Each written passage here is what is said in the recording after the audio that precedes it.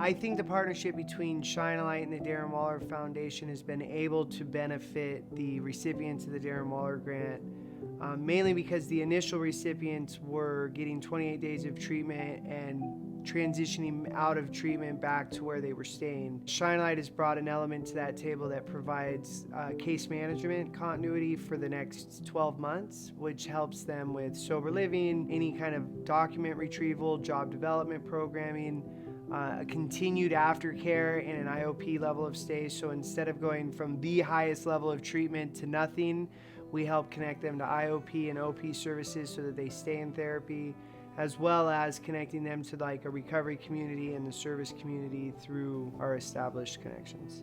PHP programming is like a blend between inpatient and outpatient. So we're putting them in a sober living environment. We're giving them all the structure that they would need in a housing. It's as routine as make sure your bed's clean, make sure your shoes are put away, make sure your kitchen sink is cleaned. And PHP, what PHP brings to that table is about 5 hours every day of daily intensive therapy, where they're in group therapy or they're in individual therapy for 5 hours a day. I would say from start to finish, there's about 10 scheduled hours a day when you're in the PHP level of care that help keep you busy, and it's holistic, right? So it's not just therapy, like we're working on the physical, we're working on the spiritual, as well as the mental.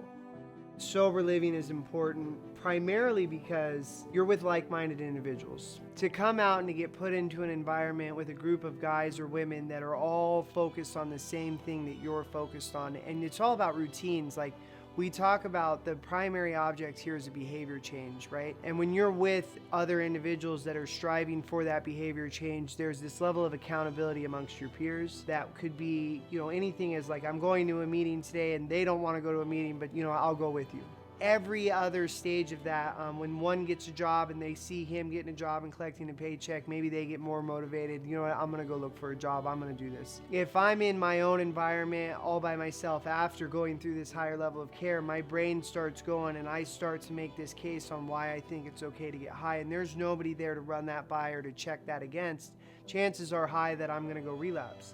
But if I'm in like a sober environment, constantly building relationships, establishing a brotherhood with individuals, like I'm gonna run that by somebody, like this is where I'm at, this is the kind of day I'm having, my head's telling me that I think I should get high. And my experience tells me that there's groups of people that you start with that you stay sober with. You kind of start to build your own tribe, and you kind of really get to test the structure of recovery and use the tools that you've been taught in treatment against real life situations with like-minded individuals.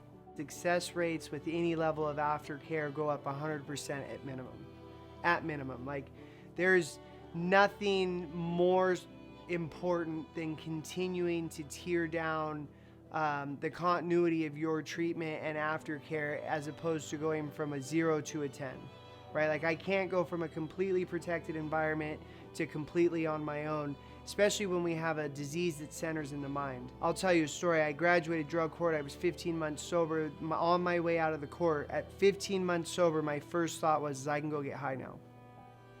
Right? Like, and that is a very common thing when it comes to this disease. I know that your chances of sobriety at minimum double if you continue in an aftercare program.